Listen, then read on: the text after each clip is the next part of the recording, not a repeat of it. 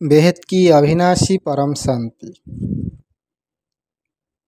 विष्णुपुरी विष्णुपुरी यही ब्रह्मांड रे अंतर्गत एक दिव्य धाम अटे एवं यही विष्णुपुरी परमेश्वरंकर दिव्य ऊर्जा रूपी माया निर्मित। एठारे एक दूध परी श्वेत परम तत्वर सागर सदृश सृष्टि अच्छी जहाकू पुराण आदि रे क्षीर सागर कहती।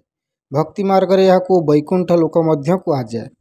एठारे भगवान विष्णु लक्ष्मी एवं तांकर दिव्य सहयोगी आत्मा माने निवास करती।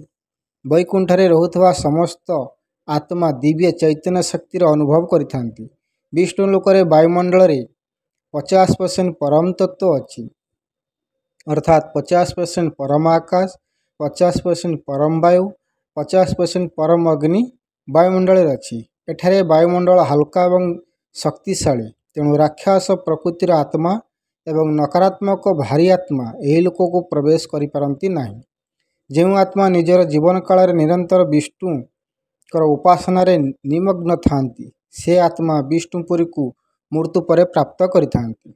विष्णुपुरी मध्यरे एक गोलोक मध्य राधा कृष्णकर रूप अच्छी जोठारे तांकर रासलीला हेउथाए एवं गोपी माने मध्य सेटारे रही थांती। जो माने राम बा कृष्ण को विष्णुकर अवतार मणि उपासना करिथांती एवं पूर्ण पवित्रता सह जीवन यापन करती, सेमाने कर्मबंधन मुक्त होई विष्णुपुरी को यात्रा करिथांती एवं परम सुख को अनुभव करिथांती। विष्णुकर आत्मा परम आकाश तत्व निर्मित, तेणु विष्णुपुरी को कारण जगत मध्य कहती। एठारे वायुमंडल रे 50% तत्व एवं 50% परम तत्व थाए, तेणु आत्मार शरीर में मध्य 50% तत्व एवं 50% परम तत्व निर्मित। विष्णुपुरीर वायुमंडल रजप्रधान अटे। विष्णुपुरीर वायुमंडल रजप्रधान अटे। एठारे फरिश्ता माने रहती। फरिश्ता अर्थात दिव्य आत्मा। विष्णुपुरी वायुमंडल बहुत सुखदायी एवं सेठारे वायुमंडल मधुर संगीतर सर्जन होता है। एठाकार वायुमंडल प्रतिटी कणरे मधुरता शीतलतार परिपूर्ण थाए एवं आत्मा एठारे निजको बहुत हल्का एवं अति सुखर अनुभव करिथाए। यही विष्णुपुरी रे आत्मा को पृथ्वी लोकरे कौन घटना घटिबाकू जाउची ताहा तांको जଣା थाए।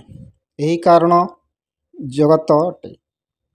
यही कारण जगतर आत्मा माने अर्थात विष्णुपुरी रे आत्मा माने सूक्ष्म जगतर आत्मा को निजर संकल्प शक्ति द्वारा दिशा निर्देशन देखई थांती एवं विभिन्न कार्य रे सहायता मध्य करि थांती। विष्णुपुरी रे आत्मा जेतेबेले तार कर्मर हिसाब किताब शेष करे तेबे से शिवपुरी को अग्रसर करिथाए। परम शांति।